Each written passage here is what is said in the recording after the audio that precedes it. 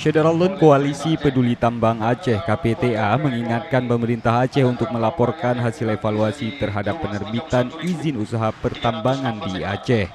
Seyogyanya, laporan ini paling lambat sudah harus disampaikan kepada Kementerian Energi dan Sumber Daya Mineral hari ini juga. Tak hanya itu, Federal Loan KPTA juga mengingatkan bahwa evaluasi ini agar dipublikasikan kepada publik sebagai bentuk pertanggungjawaban. Koalisi Peduli Tambang Aceh menyebutkan, untuk tahun 2014 saja, kerugian negara akibat izin usaha pertambangan yang masih bermasalah mencapai 10 miliar rupiah lebih. Kerugian negara juga terus berlangsung. Katakanlah misalnya piutang negara yang di akhir 2014 itu, KPK mencatat sebesar 10,8 miliar. Nah, kalau diakumulasikan sejak 2011-2014, terjadi kurang bayar kepada pemerintah, kepada negara itu sebesar 27 miliar.